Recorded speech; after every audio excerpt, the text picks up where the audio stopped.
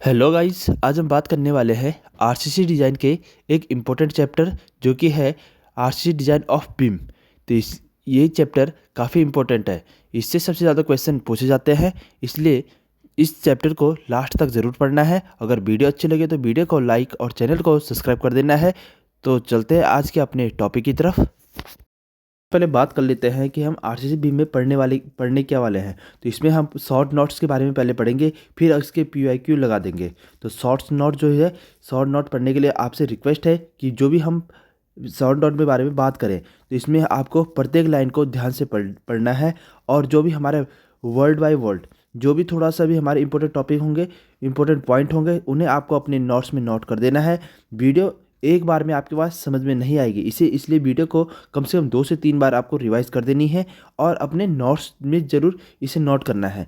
तो इसे और वीडियो को लास्ट तक ज़रूर देखें। जो लास्ट वाले पीआईक्यू क्वेश्चन हैं उन्हें भी आपको साथ साथ लगाने हैं। तो चलते हैं अपने अपने पहले थ्योरी की तरफ। शॉर्ट नोट्स के पढ़ लेंगे, फिर उसके बाद पीवाईक्यू लगा देंगे। डिजाइन ऑफ बीम में अगर हम बात करें क्या क्या पूछा जाता है, तो फर्स्ट हमारे पास पूछा जाता है कि मिनिमम स्पेसिंग बिटवीन बार। जो भी हमारे पास रेनफोर्समेंट बार होते हैं उनके बीच की स्पेसिंग कितनी होती है। तो किसकी कौन से इसमें 2 केस बनते हैं, एक हमारा हॉरिजेंटल केस हो गया, एक हमारा वर्टिकल केस हो गया। तो फर्स्ट हम बात कर लेते हैं हॉरिजेंटल केस में। तो हॉरिजेंटल केस जैसे हमारे पास 2 बार यहाँ पे है, 1 2 बार, इनके बीच की स्पेसिंग हमें बतानी है। तो इसमें 2 केस बनते हैं। एक हो गया मैक्सिमम, इसमें हमारा 2 केस बनने जो भी हमारा हो गया मैक्सिमम डाया ऑफ। अगर अनइक्वल बार है, अलग अलग साइज़ के बार हैं, तो इसमें हमारे एक हम ले लेते हैं कि जो मैक्सिमम डाया ऑफ बार होती हैं ये तो हमारे वो वाले हो जाएगी, या फिर हम जो नॉमिनल साइज ऑफ एग्रीगेट हमारे पास होगा उसमें 5 mm जोड़ देंगे। इन दोनों में से जो भी हमारा मैक्सिमम होगा उसे हम क्या ले लेते हैं, हॉरिजेंटल डिस्टेंस ले लेते हैं 2 बारों के बीच में। अगर बात करें वर्टिकल स्पेसिंग की, तो वर्टिकल स्पेसिंग के लिए हमारे पास 2 केस 3 केस इसमें बनते हैं। या तो हमारा 15 mm होगा, या फिर हमें डाया ऑफ बार के बराबर हो जाएगा, या फिर हमारे पास क्या हो जाएगा, नॉमिनल साइज ऑफ एग्रीगेट हो गया इसका 2/3। तो इसमें इनमें से जो भी हमारा मैक्सिमम होता है वो हमारे पास क्या हो जाता है, वर्टिकल स्पेसिंग ऑफ बार हो जाता है।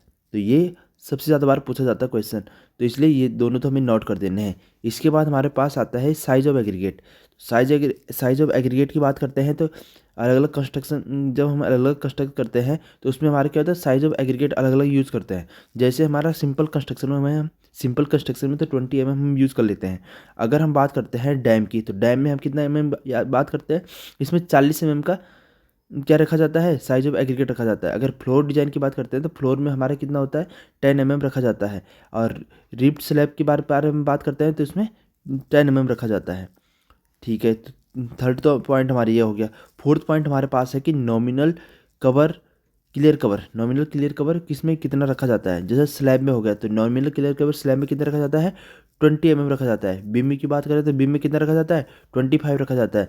कॉलम की बात करें तो कॉलम में कितना रखा जाता है, 40 mm रखा जाता है। और फुटिंग की बात करें तो फुटिंग में कितना रखा जाता है, 50 mm रखा जाता है। तो ठीक है, तो ये तो हमारा हो गया यहाँ तक। अब नेक्स्ट हम 5वें पॉइंट की बात करते हैं। तो हमारे पास है इफेक्टिव लेंथ कैसे निकाल सकते हैं। इफेक्टिव लेंथ जैसे हमारे पास कोई भी सिंपली सपोर्टेड बीम हो गया, या फिर हमारे पास कंटिन्यूस बीम हो गया, या कैंटिलीवर बीम हो गया, तो इससे हम इफेक्टिव लेंथ कैसे निकाल सकते हैं, तो उसके बारे में बात करते हैं। अगर हम इफेक्टिव लेंथ कैलकुलेशन की अगर बात करते हैं तो इफेक्टिव लेंथ कैसे निकाल सकते हैं। अगर हमारे पास सिंपली सपोर्टेड बीम है, अगर फर्स्ट हमारे पास सिंपली सपोर्टेड बीम है, इसमें 2 केस बनते हैं। ये तो हम ले लें क्लियर कवर, जो हमारे बीच वाली लेंथ होगी क्लियर कवर, प्लस इसमें W/2 ये वाली जो सपोर्ट होगा इसका विड्थ, और दूसरे वाली सपोर्ट का विड्थ, इन दोनों का हाफ जोड़ दें तो एक तो हमारे ये बन जाता है। दूसरा हो जाता है कि हमारे क्लियर कवर ले लिया और प्लस इसमें क्या कर दिया, डेप्थ को जोड़ दिया। अब इन दोनों में से भी हमारा जो मिनिमम होगा उसी को हम क्या ले लेते हैं, एल इफेक्टिव ले लेते हैं। उसी दूसरा अगर हम बात करें तो दूसरा हमारे पास है जैसे कंटिन्यूस बीम है। तो कंटिन्यूस बीम में भी 2 केस बनते हैं। जो हमारी विड्थ हो गया, विड्थ ऑफ सपोर्ट, जो सपोर्ट की विड्थ हो गया, अगर क्लियर कवर बाय 12 से छोटी होती है तो तब हम तो इसे सिंपली सपोर्टेड जैसे डिजाइन करते हैं। अगर हमारे पास विड्थ जो होती है वो क्लियर कवर बाय 12 से अगर बड़ी होती है तो एल इफेक्टिव जो हमारे लिए जाता है वो क्लियर कवर के बराबर लिया जाता है। तो ये तो हमारी होगी कंटिन्यूस बीम। अब थर्ड पॉइंट आता है इसमें कि अगर हमारे पास क्या है, वन एंड अगर हमारा फिक्स है, वन एंड हमारा फिक्स है और दूसरा एंड क्या होता है, कंटिन्यूस है, तो उस केस में हमारा एल इफेक्टिव जो है एल क्लियर के बराबर ले लेते हैं। फोर्थ हमारे पास है कि अगर बोथ साइड कंटिन्यूस है तब हमारा L effective equal to L clear के बराबर ले लेते हैं। उसके बाद one dimension is one discontinuous and other is continuous. अगर हमारे पास ऐसे का केस बन जाता है, एक डिसकंटिन्यूस है, एक हमारे पास ये वाली साइड हमारे पास क्या है, कंटिन्यूस है, तो इसमें एल इफेक्टिव कितना ले लेते हैं, एल क्लियर प्लस W/2, और जो हमारा L clear plus D/2, W क्या है, विड्थ ऑफ सपोर्ट हो गया, और D क्या है, डेप्थ ऑफ बीम हो गया। तो इनमें से जो हमारा मिनिमम होता है वो हमारे पास क्या हो जाता है, एल इफेक्टिव हो जाता है। उसके बाद नेक्स्ट हम बात कर लेते हैं कि कैंटिलीवर बीम। तो कैंटिलीवर बीम का काफ़ी बार पूछा जाता है। तो कैंटिलीवर बीम में अगर हम बात करें, जो हमारे पास क्लियर स्पैन, जो इफेक्टिव स्पैन है वो कितने होते हैं, तो वो clear span plus depth of beam हो गया उसका बाई 2, तो depth of clear cover plus डेप्थ/2। तो ये तो हमारे पास हो गया कैंटिलीवर बीम। इसके बाद अगर एक ये पूछा जाता है कि फ्रेम स्ट्रक्चर का, फ्रेम स्ट्रक्चर की बात करें तो L effective equal to centre to centre distance of frame structure. जो इसके सेंटर टू सेंटर डिस्टेंस हो जाती है फ्रेम स्ट्रक्चर के, वही हमारे क्या लिया जाता है, एल इफेक्टिव लिया जाता है। इसके बाद नेक्स्ट पॉइंट की अगर हम बात करें तो नेक्स्ट पॉइंट हमारे पास आता है सबसे ज़्यादा बार जो पूछा जाता है, डिफ्लेक्शन क्राइटेरिया। बीम की डिफ्लेक्शन क्राइटेरिया के बारे में बात करते हैं। अगर डिफ्लेक्शन क्राइटेरिया की हम बात करें तो इसमें हम अलग अलग केस में से डिस्ट्रीब्यूट कर सकते हैं। जैसे हमारे पास final deflection of all load, जब हमारे टोटल लोड नोट करते जाते हैं तो इसमें फाइनल डिफ्लेक्शन किससे ज़्यादा नहीं होना चाहिए, तो span does not greater than किससे ज़्यादा नहीं होना चाहिए, स्पैन बाय 250 से ज़्यादा नहीं होनी चाहिए, और 0.5% ऑफ स्पैन, जो भी हमारा स्पैन वो होगा, टोटल स्पैन होगा उसके 0.4% से ज़्यादा नहीं होना चाहिए। अब जब हमने इसके बाद क्या कर दिया, जब हमने पार्टीशन वाल वगैरह भी सब इंक्लूड कर दिए, और एप्लीकेशन ऑफ फिनिशेस, जब हमने फिनिशिंग स्टेज पे, तो फिनिशिंग स्टेज पे पूछा जाता है कि हमारा डिफ्लेक्शन क्राइटेरिया क्या होता है। तो डिफ्लेक्शन क्राइटेरिया की बात कर रहे हैं तो ये हमारे क्या होता है, स्पैन बाय 3.5 से ज़्यादा नहीं होना चाहिए, और 20 mm, ठीक है। इन दोनों में से जो भी मिनिमम होगा उससे ज़्यादा हमारा क्या नहीं होना चाहिए, डिफ्लेक्शन नहीं होना चाहिए। तो ये तो बात होगी इसमें। इसके बाद अगर हम बीम स्लैब, ठीक है, इसके बाद कैंटिलीवर बीम की बात कर ले, सिंपली सपोर्टेड बीम की बात कर ले, कंटिन्यूस बीम की बात कर ले, तो IS कोड क्या कहता है, स्पैन डेप्थ रेशियो हमें पूछा जाता है। तो स्पैन डेप्थ रेशियो कितना हो जाएगा, कैंटिलीवर बीम की केस में ये हमारा 7 हो जाएगा, सिंपली सपोर्टेड बीम की केस में कितना हो जाएगा, 20 हो जाएगा, और कंटिन्यूस बीम की केस में कितना हो जाएगा, 26 हो जाएगा, ठीक है। तो ये चीज़ हमें ध्यान रखनी है। ये किसके लिए है, ये केवल 10 मीटर स्पैन के लिए है।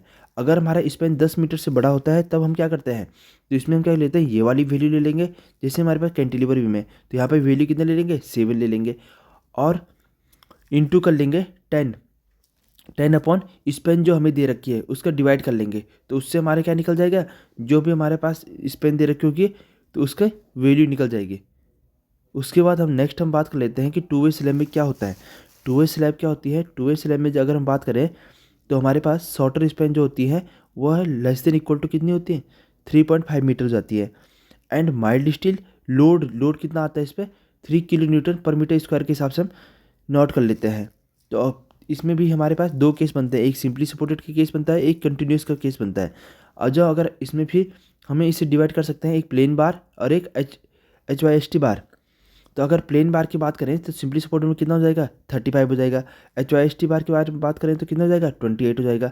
अब अगर कंटिन्यूस बीम की बात करें तो कंटिन्यूस बीम में क्या हो जाएगा, प्लेन बार के केस में 40 हो जाएगा, और HYST बार के केस में 32 हो जाएगा। तो ये भी हमें नोट करके रखना है। इसके बाद नेक्स्ट हम बात कर लेते हैं कि सिलेंडरनेस रेशियो क्या होता है, ठीक है। और ये भी हमें नोट कर देना है कि डेप्थ, जो इफेक्टिव डेप्थ ऑफ बीम जो होती है, डेप्थ ऑफ बिट्स जो होते हैं वो लगभग 2 के बराबर होती है इसमें, किसमें, टू वे स्लैब में। इसके बाद हम बात कर लेते हैं सिलेंडरनेस लिमिट ऑफ बीम। ये वाला क्वेश्चन काफ़ी बार पूछा जाता है कि सिलेंडरनेस लिमिट क्या होती है। तो 2 कॉलम के बीच, अगर हमारे पास 2 कॉलम है, इनके बीच की जो स्पैन जो हम रखते हैं उसी को क्या कहते हैं, सिलेंडरनेस लिमिट कहते हैं। तो सिलेंडरनेस लिमिट अलग अलग केस के लिए अलग अलग होती है। जैसे सिंपली सपोर्टेड बीम हो गया, तो इस केस में हमारे जो लेंथ होती है, ये सिलेंडर रेशियो की जो लेंथ होती है L, ये किससे ज़्यादा नहीं होनी चाहिए, ये 60B और 250 B²/D, जो भी हमारे इसमें मिनिमम होता है उससे ज़्यादा नहीं होना चाहिए। उसके बाद कैंटिलीवर बीम की बात करते हैं। तो कैंटिलीवर बीम में क्या होता है कि L/B, जो हमारे क्या हो जाता है, लेंथ की बात होती है, ये 25B और 100B²/D, जो भी हमारे मिनिमम होता है उससे ज़्यादा नहीं होना चाहिए। तो ये 2 केस है, ये भी इंपॉर्टेंट है, ठीक है, ये आपको नोट करके रखना है, काफ़ी इंपॉर्टेंट होता है ये। तो चलते हैं नेक्स्ट क्वेश्चन की तरफ। नेक्स्ट हमारे पास पूछा जाता है नेक्स्ट पूछ लेंगे कि पॉजिटिव टेंशन रेनफोर्समेंट क्या होता है। तो पॉजिटिव टेंशन रेनफोर्समेंट अगर सिंपली सपोर्टेड की बात करें तो एरिया ऑफ स्टील बाय 3 लिया जाता है, और कंटिन्यूस की बात करें तो एरिया ऑफ स्टील बाय 4 लिया जाता है। तो ठीक है, area of steel continuous area steel by 4 और सिंपली सपोर्टेड के लिए एरिया ऑफ स्टील बाय 3 लिया जाता है। नेगेटिव टेंशन रेनफोर्समेंट का डाया कितना होना चाहिए, मैक्सिमम डाया कितना हो सकता है, इसके लिए भी हमें क्राइटेरिया दे रखा है। डी हो गया या 12 हो गया या क्लियर स्पेन बाय 12 का डिवाइड कर लेंगे तो उससे हमारे नेगेटिव टेंशन रेनफोर्समेंट निकल जाएगा। उसके बाद जो सबसे ज़्यादा इंपॉर्टेंट है ये है lapping of bar. Lapping of बार किस केस में कितना होता है। लैपिंग के लिए हमारे पास 3 केस बन जाते हैं, एक हो गया कंप्रेशन, एक हो गया फ्लेक्चर, एक हो गया टेंशन। तो फ्लेक्चर के केस में अगर हमारे कंप्रेशन की केस की बात करते हैं, कंप्रेशन में 24/5 क्या हो गया, डाई ऑफ बार हो गया।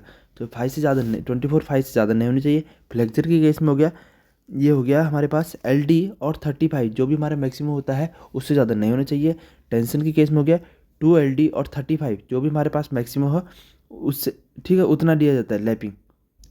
तो कंप्रेशन के केस में 24/5 ले लेते हैं, फ्लेक्चर के केस में LD और 35 ले लेते हैं, और टेंशन के केस में 2LD और 35 जो भी हमारे मैक्सिमम होता है वो हमारे लैपिंग लिया जाता है। तो लैप में मैक्सिमम से मैक्सिमम करना है, इसलिए हमारा इक्वल लिया जाता है। तो नेक्स्ट में बात करते हैं टॉरिजन। टॉरिजन पूछा जाता है कि टॉरिजन क्या होता है। तो टॉरिजन मोमेंट इंट्रोड्यूस करता है, टॉरिजन शेयर स्ट्रेस को इंट्रोड्यूस करता है, क्योंकि बीम जो फेल होता है वो किस में होता है, डायगोनल टेंशन में फेल होता है। तो जो भी एक क्वेश्चन पूछा जाता है कि स्पाइरल क्रैक किसकी वजह से आता है, तो हमारे किसकी वजह से आता है, डायगोनल टेंशन की वजह से आते हैं। इन्हें रोकने के लिए हम क्या करते हैं, एक क्वेश्चन ये पूछ रहे कि इन डायगोनल स्पाइरल क्रैक को रोकने के लिए क्या क्या किया जाता है। तो इसमें हमें लॉन्गिट्यूडिनल रेनफोर्समेंट और ट्रांसवर्स रेनफोर्समेंट प्रोवाइड किया जाता है। तो इसके लिए हमारे पास एक डायरेक्ट फार्मूला पूछा जाता है कि इक्विवेलेंट शेयर क्या होता है। इक्विवेलेंट शेयर क्या हो गया, डायरेक्ट फार्मूला पूछा जाएगा तो VU + 1.6 TU अपन बी।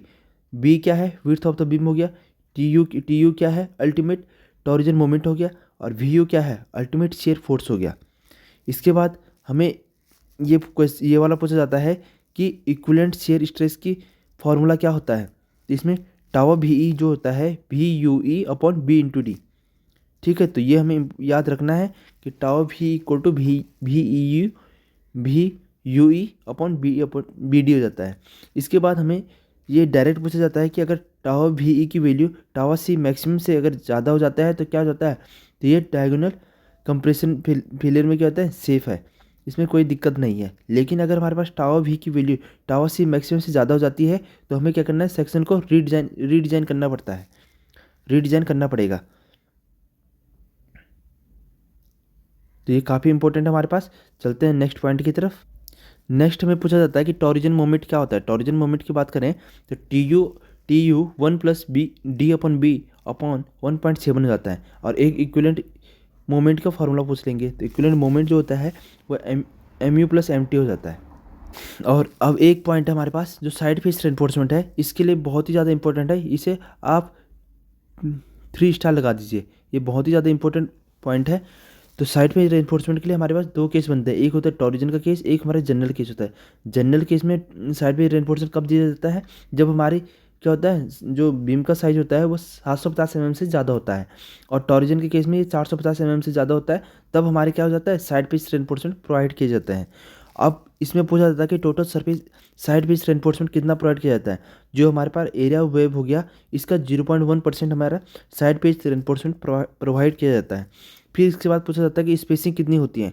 तो स्पेसिंग की अगर हम बात करें तो वेव थिकनेस हो गया और 300 mm हो गया, जो भी इसमें से मिनिमम होती है वही हमारे क्या ली जाता है, स्पेसिंग, वही हमारे क्या ली जाता है, इनकी बीच की स्पेसिंग ली जाती है, साइड फेस रेनफोर्समेंट की बीच की स्पेसिंग ली जाती है। ठीक है, तो ये हो गया हमारी थ्योरी कंप्लीट। अब चलते हैं आज के अपने क्वेश्चनों की तरफ। फर्स्ट क्वेश्चन में पूछा गया है कि the steel beam of a light section placed in the plane cement concrete is called. अब प्रोबेबली सीमेंट कंक्रीट हमारे पास हल्का सेक्शन है, इसमें इस्पात को क्या कहा जाता है। तो जो हल्का सेक्शन होता है इसे प्लेन सीमेंट कंक्रीट में जो हमारा कंक्रीट सेक्शन उसे क्या कहा जाता है, इसे हम साधारण कड़ी कहेंगे या कड़ी कहेंगे या कंक्रीट कड़ी कहेंगे या पूरक कड़ी है, इसे हम क्या लेते हैं, फिलर जॉइंट्स यानी पूरक कड़ी के लेते हैं। तो चलते हैं नेक्स्ट क्वेश्चन की तरफ। नेक्स्ट क्वेश्चन है हमारे पास कि wave crippling in a beam generally occurs at the point wear. जो वेव क्रिपलिंग होती है किस पॉइंट पे होती है, ये हमें पूछा गया है। कंसंट्रेशन लोड आता है जहाँ पे, या शेयर फोर्स इज मैक्सिमम, या फिर हमारा बेंडिंग मोमेंट इज मैक्सिमम या डिफ्लेक्शन इज मैक्सिमम, तो हमारा वेव क्रिपलिंग का हमेशा किस वाले पॉइंट पे आती है? तो इसका ऑप्शन नंबर ए सही आंसर हो जाएगा। कंसंट्रेशन लोड जहाँ पे आता है वहीं पे हमारे क्या हो जाता है, वेव क्रिपलिंग हमेशा होती है। तो ये हमारे कौन सा हो गया, ऑप्शन नंबर ए सही आंसर हो जाएगा। चलते हैं नेक्स्ट क्वेश्चन की तरफ। नेक्स्ट क्वेश्चन में पूछा गया है the formwork included the props can be remove from beam only. जो प्रॉप्स सहित हमारे क्या होता है, फॉर्मवर्क को स्लैब से ये कब हटाया बीम से कब कब हटाया जाता है, ठीक, कितने दिन बाद हम कम से हटा सकते हैं। तो यहाँ पे हमें किसके बारे में पूछा गया है, फॉर्मवर्क का पूछा गया है। जैसे हमारे क्या होता है फॉर्मवर्क को, जैसे हम कॉलम में सेटरिंग कर लेते हैं तो इसे हम क्या कहते हैं, फॉर्मवर्क के नाम से जानते हैं। तो फॉर्मवर्क को हम कितने दिन में हटा सकते हैं, 16 से 24 घंटे में हटा सकते हैं। 24 घंटा हमारा होता है, तो इसका ऑप्शन नंबर एक सही आंसर हो जाएगा। एक दिन में हमारा क्या करते हैं, फॉर्मवर्क को हटाया जा सकता है। नेक्स्ट क्वेश्चन की बात कर लेते हैं। नेक्स्ट क्वेश्चन में पूछा गया है कि according to IS 6056/2000 the side base reinforcement is provided in RCC beam, the depth of beam is exit. मतलब साइड बेस रेनफोर्समेंट किस वाले बीम में हम प्रोवाइड कर सकते हैं, जब क्या होता है बीम की गहराई किससे ज़्यादा होती है। तो यह भी हमने पढ़ा है। इसमें हमारे पास दो केस बनते हैं, 450 भी होता है और 750 भी होता है। तो 750 भी होता है, तो ये तो हमारे क्या होता है, जनरल केस की बात करें तो जनरल केस की बात करें तो हमारे पास क्या होता है, 750 ही लिया जाता है। लेकिन अगर टॉरिजन की बात करते हैं तो 450 mm भी हमारा सही आंसर हो जाता है। लेकिन इस वाले में आंसर कौन सा हो जाएगा, 750 mm सही आंसर हो जाएगा।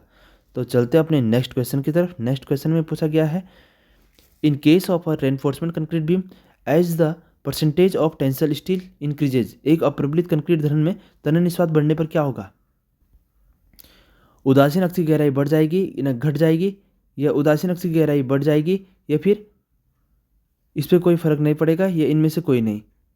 तो ऑप्शन नंबर बी इसका सही आंसर हो जाएगा। इसमें क्या हो जाएगा, डेप्थ ऑफ न्यूट्रल एक्सिस हमारे क्या हो जाती है, हमेशा इंक्रीज हो जाती है। कब, जब हमारे क्या होता है, रेनफोर्समेंट बढ़ाया जाता है, ठीक है, परसेंटेज ऑफ टेंसाइल स्टील हमारा क्या बढ़ाया जाता है। तो क्या हो गया, उदासीन अक्ष की गहराई बढ़ जाएगी। चलते हैं नेक्स्ट क्वेश्चन की तरफ। नेक्स्ट क्वेश्चन है spacing of स्टीरअप्स in A rectangular beam. हमारे पास रेक्टेंगुलर बीम है, इसमें स्पेसिंग ऑफ स्टीरअप्स क्या होती हैं, इसमें हमें क्या ध्यान रखना है, जो हमारे सपोर्ट की तरफ हमारे क्या होता है, इन्हें नज़दीक रखा जाता है। लेकिन जो सेंटर में होते हैं इनके बीच की स्पेसिंग बढ़ जाती है, इनके बीच की स्पेसिंग बढ़ जाती है। तो वही हमें दे रखा है कि धरन के केंद्र की ओर घटाया जाता है, स्पेसिंग घटाया जाता है, ये गलत हो गया। इंक्रीजिंग धरन के केंद्र पर बढ़ाया जाता है, तो ऑप्शन नंबर बी सही हो जाएगा कि increasing at the centre of the beam. धरन के केंद्र की ओर जो स्पेसिंग है वो बढ़ाई जाती है। तो ऑप्शन नंबर बी सही आंसर हो जाएगा। चलते हैं नेक्स्ट क्वेश्चन की तरफ।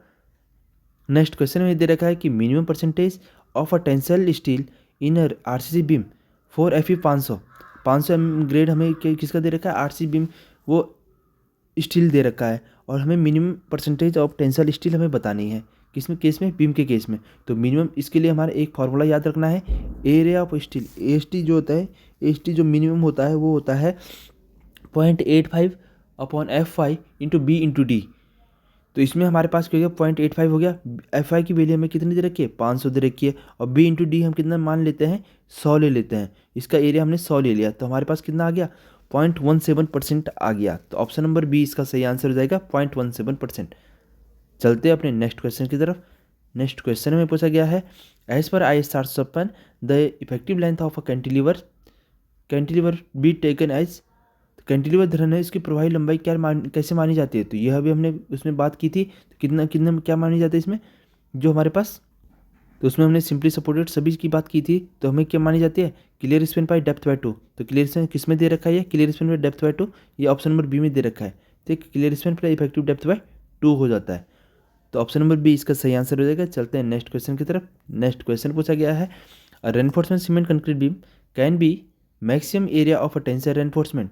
Maximum area of tensile reinforcement कितना हो सकता है। तो मैक्सिमम बीम के केस में हमारे पास मैक्सिमम टेंसाइल रेनफोर्समेंट कितना होता है, 0.04 4% हो सकता है। मैक्सिमम 4% हो सकता है। तो 4% के केस में हमारे पास ये हो जाएगा 0.004% इंटू BD। एरिया के कितना 0.04% होता है। तो इस अगर हम ऑप्शन की बात करें तो किस में दे रखा है, ये ऑप्शन नंबर डी में दे रखा है 0.04 BD। चलते हैं नेक्स्ट क्वेश्चन की तरफ। नेक्स्ट क्वेश्चन हमें दे रखा है tension bar in a cantilever beam must be enclosed in the support up to the. जो हमारे पास टेंसाइल बार रहती है कैंटिलीवर बीम में, वो कम से कम जो हमारे पास सपोर्ट रहता है उसके अंदर कितने होना चाहिए, कम से कम कम से कम कितना होनी चाहिए।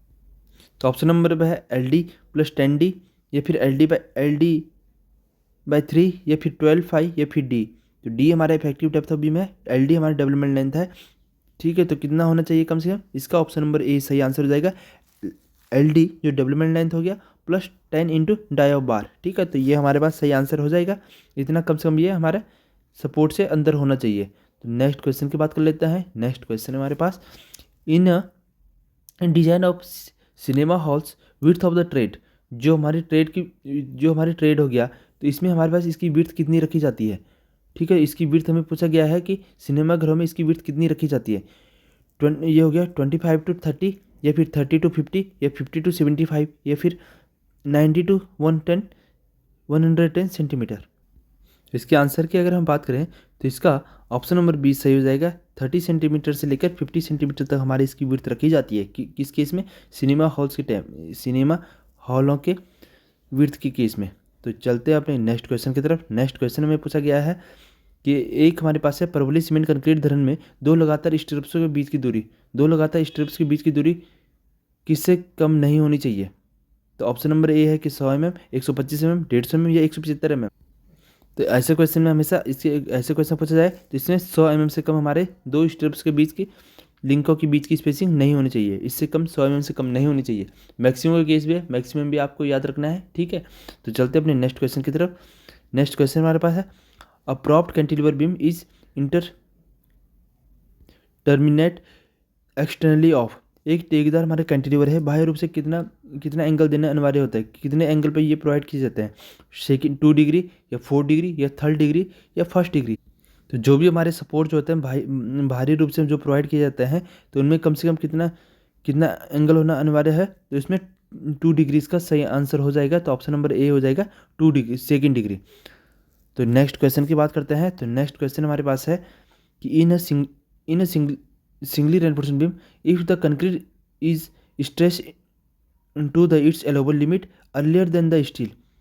स्ट्रेस किसके पास पहले आ रहा है, किसके पास अर्लियर देन स्टील से पहले कंक्रीट फेल हो जा रहा है। तो कंक्रीट में स्ट्रेस पहले आ जा रहा है, तो कंक्रीट पहले हो जाएगा। तो उससे हमारा क्या हो गया, जब हमारा कंक्रीट वाला केस ज़्यादा हो जाता है स्टील से, तो फेल किस में हो रहा है, कंक्रीट में फेल हो रहा है। तो हमारा क्या हो जाएगा, ओवर रेनफोर्समेंट सेक्शन है कहीं पे।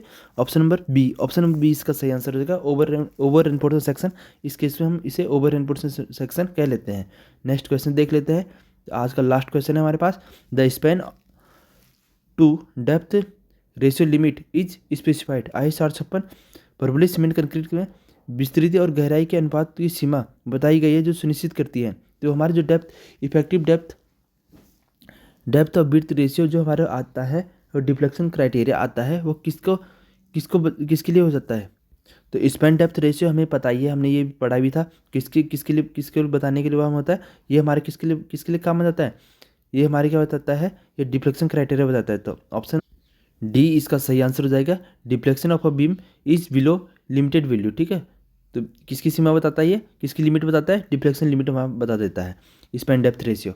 तो ये थे आज के हमारे इंपॉर्टेंट क्वेश्चन। अगर क्वेश्चन और थ्योरी अगर आपको सही लगी हो तो वीडियो को लाइक और चैनल को सब्सक्राइब करना मत भूलना। तो अगले नेक्स्ट वीडियो में मिलेंगे, हम स्लैब के बारे में बात कर लेंगे। तो मिलते हैं नेक्स्ट वीडियो में। Thank you, good bye.